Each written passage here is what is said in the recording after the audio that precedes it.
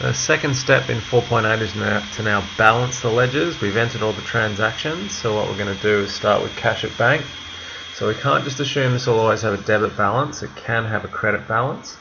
So we need to add up both sides and then we'll follow our balancing procedure that we've learned in chapter 4.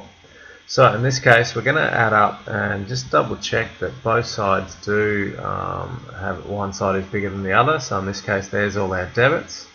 And then we also have all our credits here. So if I add up all of those numbers, I'll actually find that in this case, the debit side is bigger. So that comes to 4,060. So now I write that number on the other side. And what I'm going to do now is subtract away the numbers on the credit side. So we'll take 4,060 and minus away 165, 266 and 150. And that'll give us 3,479. We write the date as the last day of the period, the 31st of March, and the word balance, and then we can't forget to carry it down for the start of the next period. So the 1st of April, we write balance 3479.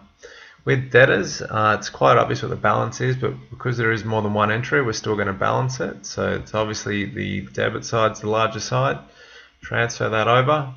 Take away 0 in this case to get our closing balance and then carry that down for the next period.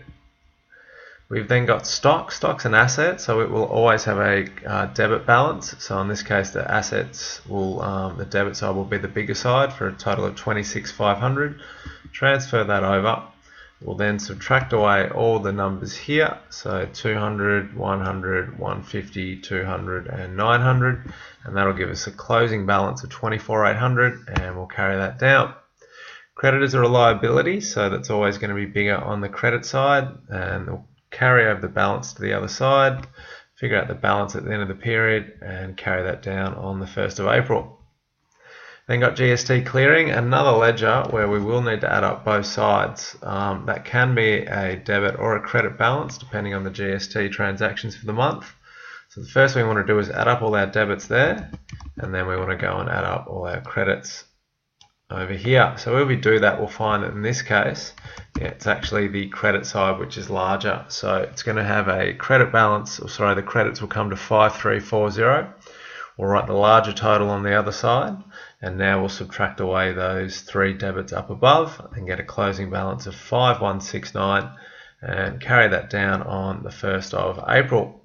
Don't need to balance capital with only one entry. Sales, we've only got credits, so we'll write the total on the credit side, copy it over to the debit side, write the balance at the end of the period, carry forward to the next period. And stationery we can leave, only one entry. Cost of sales, they're all debits, so we'll add them up and get $1,700, carry it over to the other side, have our closing balance of $1,700 and carry that forward on the 1st of April.